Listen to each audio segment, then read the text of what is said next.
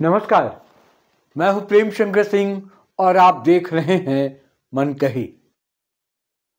आज हम बात कर रहे हैं एक ऐसी खबर की जो सिर्फ एक नेता, सिर्फ एक कलाकार या सिर्फ एक राज्य से जुड़ी खबर नहीं है, बल्कि ये खबर उस भारत की है जो भाषा, संस्कृति और सीमाओं से ऊपर उठकर एक भावनात्मक एकता में बंधता है। बिहार के लोक गायिका, मिथिलांचल की बेटी और दरभंगा की अलीनगर सीट से बीजेपी विधायक मैथिली ठाकुर ने पुणे में आयोजित एक महोत्सव के दौरान अपने जीवन से जुड़ा एक ऐसा ऐलान किया जिसने वहां मौजूद हर शख्स को भावुक कर दिया और देश के अलग अलग हिस्सों में बैठे लोगों के दिलों को छू लिया। मैथिली ठाकुर ने पुणे की धरती पर यह घोषणा की कि अब वो महाराष्ट्र में भी अपना घर बनाएंगी। ये सिर्फ ईंट पत्थर से बने मकान की बात नहीं है, ये उस रिश्ते की बात है जो बिहार की मिट्टी और महाराष्ट्र की संस्कृति के बीच बना है। ये उस अपनत्व की बात है जो एक लोक गायिका को सिर्फ मंच तक सीमित नहीं रखता, बल्कि उसे पूरे भारत की बेटी बना देता है। सोचिए जरा, मिथिला की परंपराओं में पली बढ़ी एक लड़की जिसने बचपन में लोकगीतों से अपने सपनों को आवाज दी, आज महाराष्ट्र जैसे राज्य में इतना सम्मान पा रही है कि उसके नाम पर मराठी भाषा में एक पुस्तक लिखी जाती है। खुद मैथिली ठाकुर ने मंच से कहा कि जब उन्होंने अपने सम्मान में मराठी भाषा में लिखी गई किताब देखी तो वो बेहद अभिभूत हो गई। उन्होंने साफ शब्दों में कहा, बिहार के मिथिलांचल की एक लड़की के लिए पुणे में पुस्तक लिखी जा रही है, ये मेरे लिए गर्व की बात है।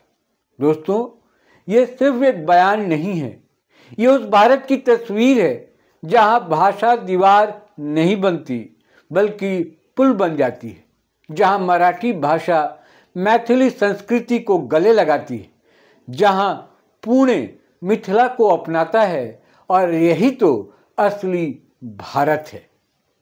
इस महोत्सव के दौरान जो दृश्य देखने को मिला वो भी अपने आप में ऐतिहासिक था। उपस्थित लोगों ने मैथिली ठाकुर को पूरे भारत की बेटी कहकर सम्मानित किया। सोचिए, जब एक कलाकार किसी एक जाति, एक क्षेत्र या एक वोट बैंक तक सीमित न रहकर पूरे देश की बेटी बन जाए तो वो केवल नेता या गायक नहीं रहती, वो सांस्कृतिक दूत बन जाती है। मैथिली ठाकुर ने मंच से कहा कि महाराष्ट्र में उन्हें जिस तरह का स्नेह, अपनापन और समर्थन मिला उसने उनके दिल को छू लिया। उन्होंने कहा कि यही वजह है कि उन्होंने फैसला किया है कि अब वो पुणे के कोंढवा इलाके में भी अपना घर बनाएंगी। ये फैसला किसी मजबूरी में नहीं बल्कि प्रेम और सम्मान से लिया गया फैसला है। यहाँ एक बात बहुत साफ तरीके से समझने वाली है। आज जब राजनीति अक्सर भाषा और क्षेत्र के नाम पर बंटवारे की कोशिश करती है, ऐसे समय में मैथिली ठाकुर जैसी शख्सियतें उस राजनीति को चुनौती देती हैं। वो दिखाती हैं कि अगर दिल साफ हो तो सीमाएं अपने आप मिट जाती हैं।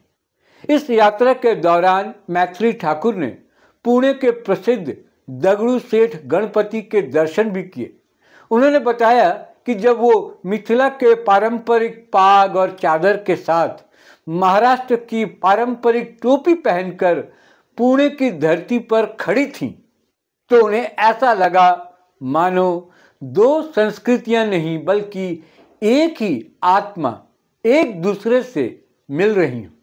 उन्होंने कहा कि इस दृश्य ने उन्हें पूरे तरह भावुक कर दिया। दोस्तों, यही तो एक भारत श्रेष्ठ भारत है। यह सिर्फ सरकारी नारा नहीं है, ये तब साकार होता है जब बिहार की बेटी महाराष्ट्र में घर बनाती है, जब मराठी समाज किसी मैथिली कलाकार को अपनी बेटी मान लेता है और जब भाषा और संस्कृति आपस में टकराने के बजाय एक दूसरे को गले लगाती हैं। मैथिली ठाकुर की ये यात्रा हमें ये भी याद दिलाती है कि लोक संस्कृति की ताकत कितनी बड़ी होती है। वो किसी पार्टी, किसी सरकार या किसी चुनाव से बड़ी होती है। लोकगीत सीधे दिल से निकलते हैं और सीधे दिल तक पहुंचते हैं। शायद यही वजह है कि मैथिली ठाकुर सिर्फ बिहार में नहीं बल्कि देश भर में सुनी जाती है, पसंद की जाती हैं और अपनाई जाती है।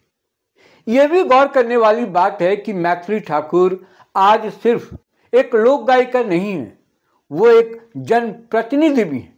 दरभंगा की अलीनगर सीट से विधायक होने के नाते उनकी जिम्मेदारी और भी बढ़ जाती है। लेकिन पुणे में मिला ये सम्मान ये बताता है कि जनता उन्हें सिर्फ विधायक के तौर पर नहीं बल्कि एक सांस्कृतिक प्रतीक के तौर पर देखती है। आज जब देश में अक्सर ये सवाल उठता है कि क्या राजनीति और संस्कृति साथ साथ चल सकती हैं, तो मैथिली ठाकुर इसका जीता जागता जवाब है। वो राजनीति में रहते हुए भी अपनी जड़ों से जुड़ी हुई हैं, अपनी भाषा से जुड़ी हुई हैं और अपनी लोक परंपराओं को पूरे देश में ले जाने का काम कर रही हैं। महाराष्ट्र में घर बनाने का उनका फैसला प्रतीकात्मक भी है। यह संदेश देता है कि भारत के किसी भी कोने में अगर आपको सम्मान और अपनापन मिलता है तो वो जगह आपकी अपनी हो जाती है। ये विचार आज के भारत के लिए बेहद ज़रूरी है, जहाँ कुछ ताकतें लोगों को बाहरी और स्थानीय के नाम पर बांटने की कोशिश करती हैं। मैथिली ठाकुर की कहानी इन सारी कोशिशों को खारिज करती। वो बताती हैं कि भारत की असली पहचान विविधता में एकता है, न कि विविधता में संघर्ष।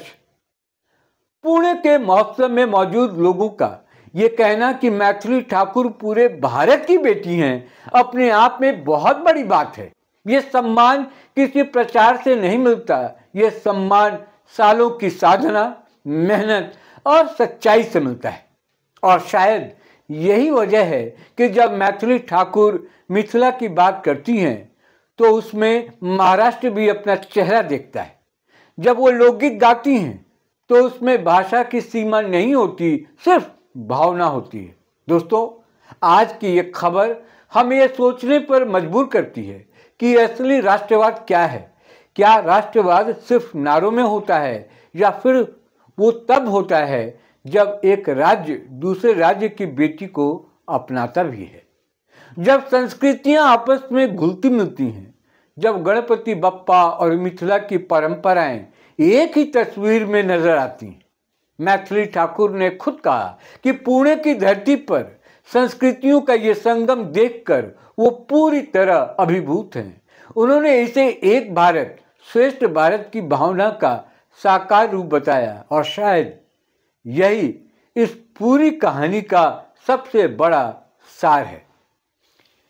आज देश को ऐसे ही उदाहरणों की जरूरत है, ऐसे चेहरों की जरूरत है जो नफरत के राजनीति के बीच प्रेम की मिसाल बने, जो भाषा के नाम पर नहीं भावना के नाम पर जुड़े, जो सत्ता के लिए नहीं संस्कृति के लिए याद किए जाए। मैथिली ठाकुर का पुणे में घर बनाने का ऐलान भविष्य की ओर इशारा करता है।